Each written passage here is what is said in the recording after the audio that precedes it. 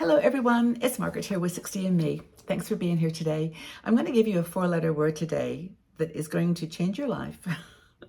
It's a word that is going to give you a way of pointing forward and making constructive decisions that are going to make this time of your life special. And what is this 4-letter word? Next. N-E-X-T. Because we keep doing things like when things go wrong in our lives, something, an obstacle, we say, what's next? What's going to happen next? Like, as if it's some threatening thing that we should be afraid of. There's something that's going to overwhelm us and okay, I've done this, this, and this, and what next? But another way of looking at it is to make it a positive use of the word next and to embrace what's next. And one of our bloggers, her name is Marie Burns, wrote this article. Now, she's a financial planner, so I think her perspective was more like, thinking what's next in terms of, planning for your future and making financial decisions that are going to be helpful and, position you well in as you get older. And that is a little bit of what I want to talk about, but it's more to do with having an attitude of nextness, looking forward rather than looking back, or denying that there's, something you've got to think about for the future. Because, having a good financial plan, thinking about long-term medical insurance, all these things are not like a despair, like, oh, what's next? It's going to be, what is next?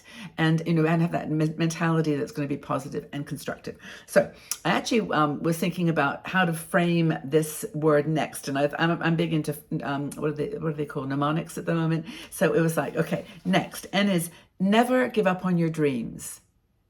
E is embrace new challenges with enthusiasm. X is hard, explore new horizons and possibilities. And T is take bold steps forward. Trust your abilities. So that is kind of the essence, in my view, of the word next, that it's all about what's, moving forward in a positive way, and just not quite saying bring it on, but it's almost like that. It's saying, well, whatever, just bring it on. Like, what that happened, that was not a happy situation, or that gave me some challenges, but what's next is going to be good. Instead of frustration, we turn it into something of, turning on ourselves and saying, what's next for us? What's going to be the thing that's going to define us as we go forward, in response maybe to something that was a little bit challenging and disheartening.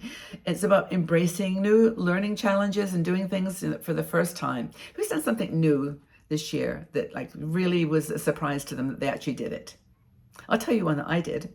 I almost killed myself. No, just kidding. Well, if you've done something new this year that really scared you and that was like a really true next step, like something there's the goal way at the future that you really want to do. And then what was your next step to get there? Share with it, because I think it's really, really fascinating to see how everyone deals with this. My thing that I've done for the first time, my next step was to try to be more physical and do things, that I've kind of shied away from. And one of those was swimming. And I love swimming. I actually love the water. I'm not a tremendously good swimmer, but I can swim. And I went with my grandkids and my daughter-in-law. And my grandson, Max, said, Baba, you've got to go down the slide. And it's like, I do? And it's like, yeah, you got to go down the slide. It's really cool. It's, and it's like, come on, Baba, you can do it. You can do this. And I was like, okay. I've never been down a slide in my entire life, like one of these water slides, right, that goes down and down and down. And Max says, oh, it's really cool, Baba. When you go halfway down, you get to see the fish, and it's got a plastic, tube so you can see the fish. It's like, okay, well, the chances of me having my eyes open during this experience, I didn't say this to him, but anyway, I did it. And of course I bumped my head, and it was my fault. And but I was okay. I didn't, no one kind of knew. I was like, ow, because I wasn't sitting properly. But anywho, I did it. But what was next there was facing my fears. And that was really, really cool, because I had been so afraid of doing anything in the water that was I used to go swimming when I lived in Canada all the time, but I haven't been in, I would say I haven't been there swimming really in months, really even years. But anyway, so that was just an example of the bring it on, what's next. Shift your mindset to a next mentality rather than, is a scaring denial. Just what's next, bring it on, let's try it. Why not? Be careful, of course. Don't do silly things like me. It was actually a very small slide, and I looked looked at it and it wasn't, I could handle it. But, it was just, I was proud of myself actually for overcoming my fear, because I don't do stuff like that very often. But I was stronger than I thought, and I was okay. So having the right attitude, I think, can be the secret to all of this. And if you're denying, confronting things that you're fearful about or that you've never done before, you're never going to make forward. So focus on what you're going to do rather than what you wish to do or what you think you would like to do.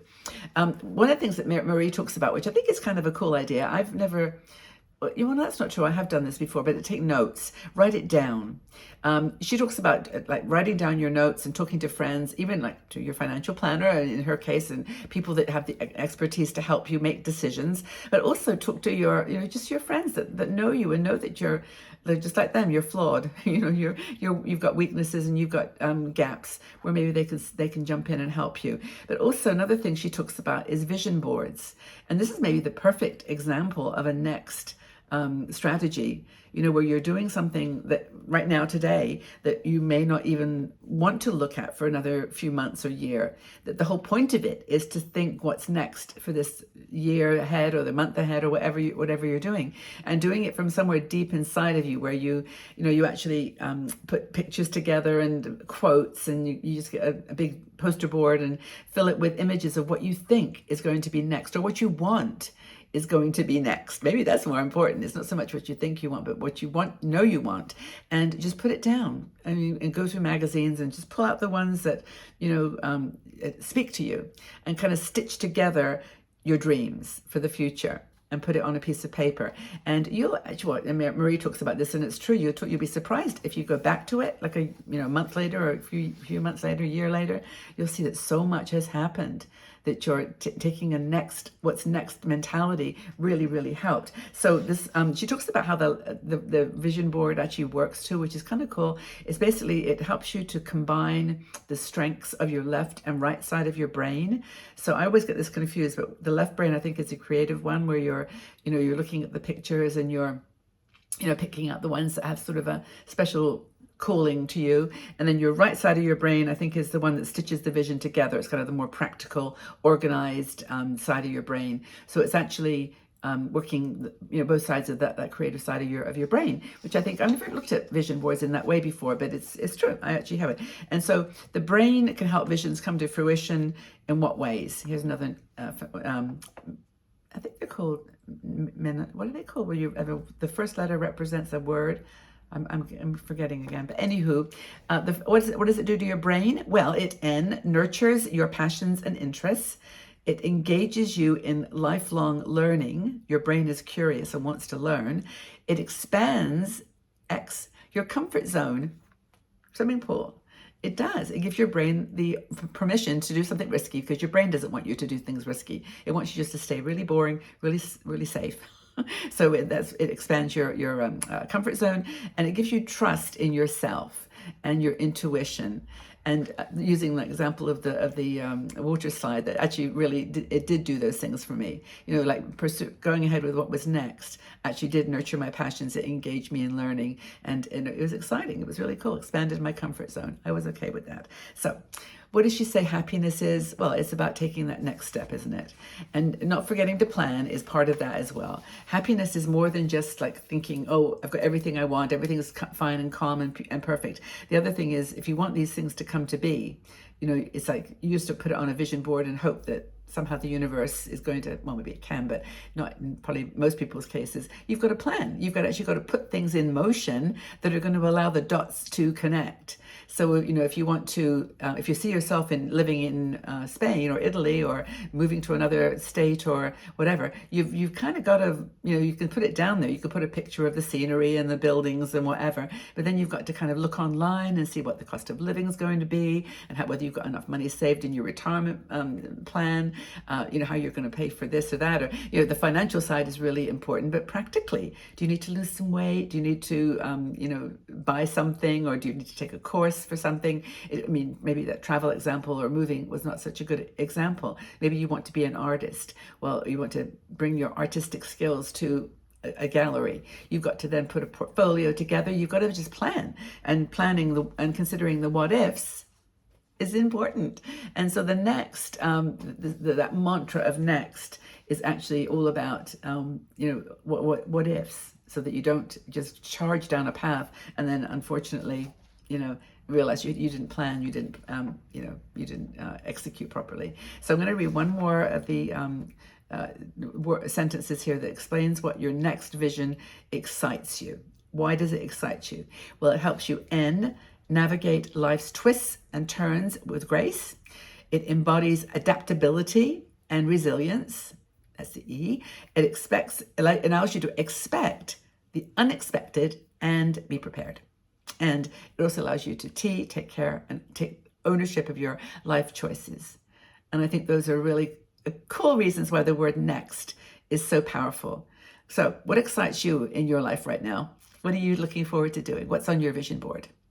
Yeah, leave your comments below. I'd like to have a chat about this and see what people are planning for this next phase of their life, and whether you're embracing that word next, N-E-X-T, with joy and hope and optimism, or you've got another perspective. Would love to hear you share. Take care, everybody. Please like the video if you found it useful, and subscribe to the channel here if you haven't done that already. Helps YouTube to share with other people. And know that I appreciate you so much, and thank you for being here. And I hope you have a fabulous day. Take care.